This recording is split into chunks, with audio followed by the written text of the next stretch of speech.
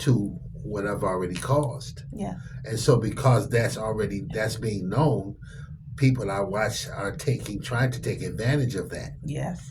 And that's something I'm not going to allow to happen. I'm not going to be a doormat for anybody. Right. You said this to me a couple of weeks ago that you don't deserve.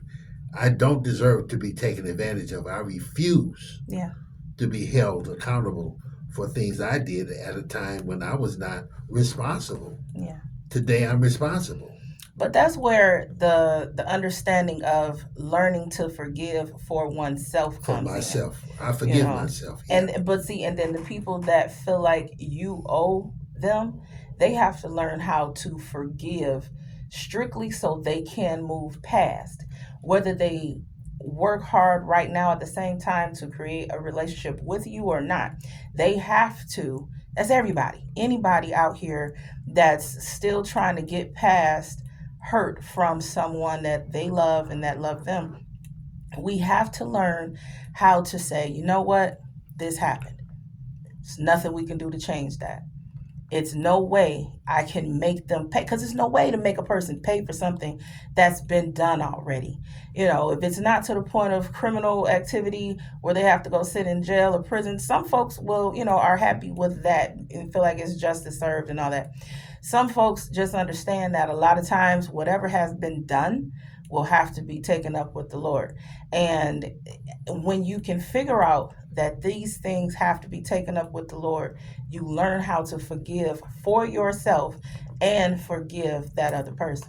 You mentioned the Lord, and so in Matthew's it says, and I've used this last few weeks on several other situations, Hmm. where in Matthew's 5 it says, if you're on your way to the altar with a gift, Hmm. and you find yourself at odds with your brother, Hmm. you lay down that gift, you go and reconcile, Hmm. you forgive for you. Hmm. You forgive so you can have peace in your heart, in your mind, and in your life. Yeah. Then you go back, pick up that gift, and continue on to the altar. Yes. You forgive for you, Yeah. not for the person that you had the issue with. You Right. forgive so you can have peace in your life and on your heart, so you can go ahead and face God with a clear conscience. Clear conscience.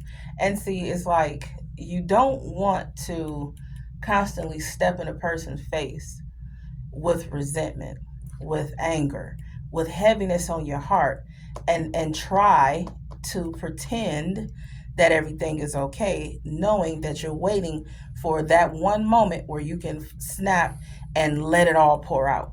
That's not how we're supposed to move forward. No. That's not going to allow us to move forward. You keep going backwards at that point.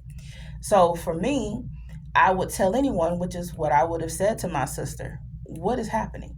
What is the hurt?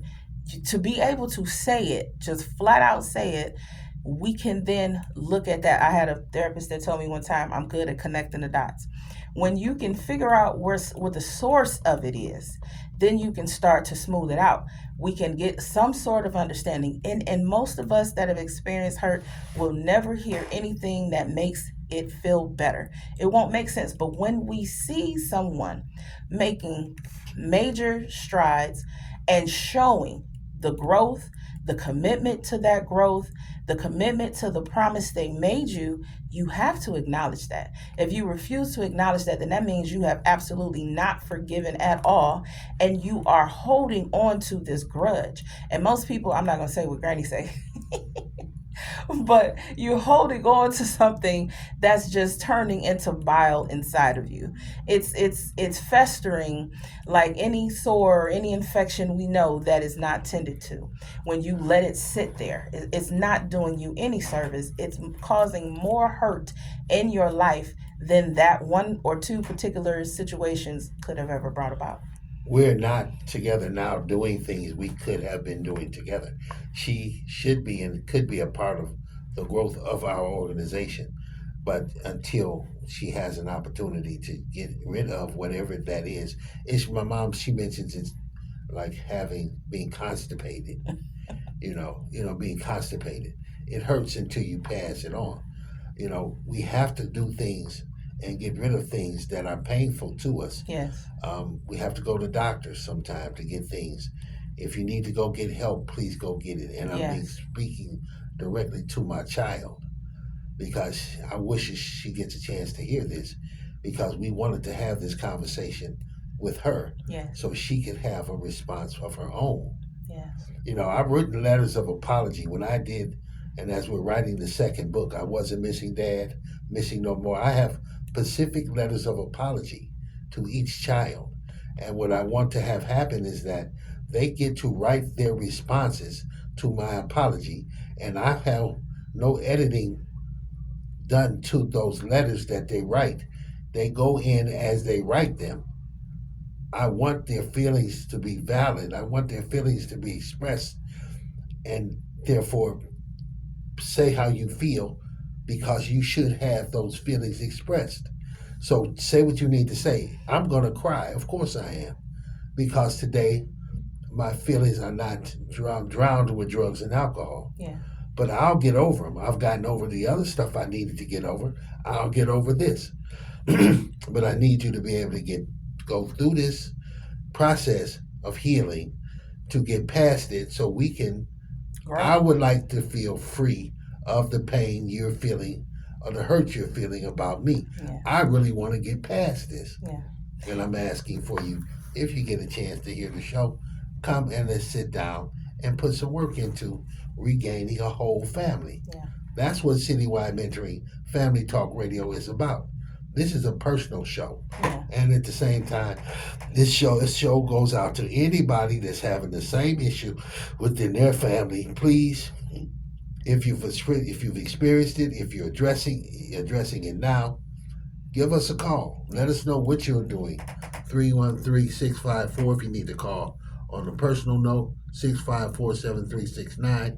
You want to call in on the show, 313-837-1340. Call the show, please. One thing that I will say is that if anyone hears this, whether you have an addiction, if you're afflicted with addiction, or if you're a workaholic, if you're addicted to the street life, all your children will suffer, right? Doesn't matter what's keeping you away from them, they'll suffer. You have to be willing to hear what they're telling you. And to the children, you have to be able to say what you feel and listen to the response. Most people think they just want somebody to grovel. Please forgive me. I'm so sorry. That means nothing if you don't have any real words behind it and real actions to support what you're saying. So like when we went to Lift's Women's Center way back, to talk to those families, there were 7 families in total, excuse me, and out of those 7, 6 decided, after a conversation on the phone with myself, that they would give their mothers a chance to attempt to re-enter their lives. Only one person was absolutely against it. And I said to that person, just like I've said to my siblings, and I've said to my cousins who also suffered in the same way, at some point, you are going to ask the Lord to forgive you for something. And it's just much grace as we want the Lord to give us. We have to be willing to extend the same. We have to be willing to hear that this person was not or is not who they are meant to be. We have to have faith that with their efforts, because if they're telling you they're going to do this, do that, try this, give them that chance. It's a show and prove type of situation. And when you see the growth, acknowledge it and move forward with them. Don't see it and say, yeah, well, whatever, too late now. You already did this, so I don't care. That is a person not letting go. And not everybody wants to grow. That's what I want to say to you, Dad. Not everyone feels that there is a problem with what they're doing. And that's why one thing I've always heard from the NA groups and stuff is that one of the major issues, if you don't admit you have a problem, you will never receive help. You have to admit that there's something wrong and you will have to want to fix it.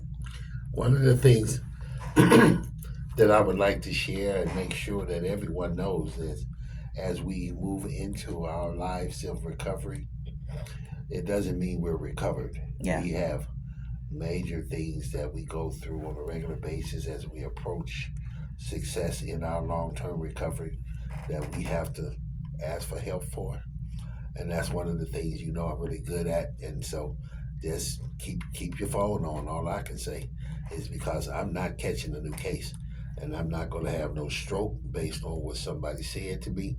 I'm not finna argue with nobody about their feelings. If your feelings are valid, and if you have to, I'll run before I fight.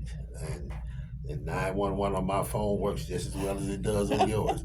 Because I'm telling, because I'm not stroking out on nobody. I'm not having no stroke because people seem like they want to. At some point in time in my life, it seems like they want to see. And I know how the enemy works, and I know that's what this is. Yeah. The enemy, his goal is to steal, kill, and destroy. Yeah. This battle is not mine. It's the Lord's battle. The enemy is seeking to and fro to see who he can destroy. And he has found his way into our home and into our family through one of my children. Yeah. And we don't give him the grace and the honor, saying he's won, he hasn't won. No. This is a situation that she has to grow for herself. Yeah. She has to learn to put the Lord first. The armor, which I understand, and I'm so grateful I do understand that the armor of God is to withstand. We have on the armor. Yeah. She doesn't have her armor on yet. And one thing I'll say is, just like with my oldest daughter, she couldn't find, and she tried hard to find a way to make me the bad guy. Not saying that I'm perfect, absolutely not perfect, right? Ain't no such thing. But she's thrown out all these different things that I could have done, should have done. Why didn't you? She said things like, well, why didn't you fight? Why haven't I ever seen you fight? Why didn't we stay in this one particular area? That was a rundown area, and we were only there out of an emergency move, okay? So she was unhappy that I moved us back to a better space. She was upset that I didn't have pretty much a revolving door of boyfriends. Like all of the things that I saw from my mother that I saw as negative characteristics. My child asked me how come I didn't do more of those things, right? And it was odd to me that she said it, but then I thought about it. In her mind, that would have given her a reason to go off and do the things that she had been doing. See, most of the children that she was around had mothers and fathers that lived that kind of life. I never let my kids see me argue. It were plenty of fights that could have occurred, but I chose to walk away. My children were around. The living situation, I never wanted an unstable home, and I did my best. I prayed to God and I bust my tail to make sure that didn't happen. So, and then for her to say to me, I don't want you to protect me, Mama. At 15, the first time she said it. And then turned and said it again in her mid-20s, where she's 27 now. And I would say about maybe 2 or 3 years ago, she said, and I still don't want you to protect me. So to parents out here, whether you've done things that you figure were all wrong, or whether you've done things that you believe and were taught were all right, do the best you can. Love them the best you can. And if you have to say no, then you have to say no and be okay with that. Because the enemy comes along and wants to see you hurt. The enemy comes along and because I always said, my child put their hands on me, I'll kill her, right? Most of us said that. And at some point she put her hands on me, and then I could see the devil smile in her. I could see the devil smile as if to say, so what you gonna do now? And I said, oh, no, you won't, Satan. And I said it out loud as I swiftly got her out of my door, okay? And so the police officer, when he came, she called the police. Anyway, when he came in, he said, you know what? He said, yes, these are your grandchildren. No, you can't do anything to protect them if you don't have legal custody of them. He said, so what you have to do is get her and these babies out of your house and keep them out of your house. Do not allow her back in. He said, I had to tell my wife the same thing. So there are plenty of parents going through hell trying to raise their children the right way. And the enemy has such a strong hold on some of these individuals to where there's nothing we can do but keep praying. Keep praying. So as I say to you, Dad, as Granny always said to us, keep praying. Yes, and we'll end this with a real positive note because I appreciate you, baby. I love you. And we have the other sister, and my brother has joined us, and we're being successful. We host what are considered family-friendly, sober social events. Yes. We have our only other granddaughter, your niece, Carter, was with us. We have an event coming up at the Mathis Community Center at 19300 Greenfield, just north of 7 Mile, on the 12th. The 12th of July is going to be next Saturday, and we will be there from 12 noon to 4 p.m. And it is a family-friendly, sober social event. We have games, we have activities for the family. Come out and join us. It's free. We have board games. We don't play no electronic games. It's all board games. Run around, Jenga, kick the ball, play the run ball around. Say we games, got play there was that board darts, the lawn darts with the lawn foam, darts. axe throwing with the rubber axe, not the real actual deal. Yeah, we have Something safe for fun the kids to with play the kids. and different. Popcorn, hot dogs, Yes. candy. It's free. It's all free. We host these bi-weekly throughout the community as we move forward. And if you have an organization, you would like to host an event for us, we would love to have another place to go. We go bi-weekly. We want to have them every 2 weeks. And if you would have a place we could host in the yard, and if it's bad weather, maybe a basement we could play in. We just need some tables, and we'll come out and we'll bring everything else we need. And the party's on us. Citywide mentoring, family-friendly, sober social events, and we want to have a larger event in September for Recovery Month. Mm-hmm. So please contact us. My contact information is 313-654-7369, and you can call the radio station here. It's 313-837-1340. Contact us, and we'll do what we need to do. But as a father, as the head of the family, head of this organization, we're looking forward to serving the community. Family-friendly, sober social events. We're looking forward to hosting and having opportunities to serve the community.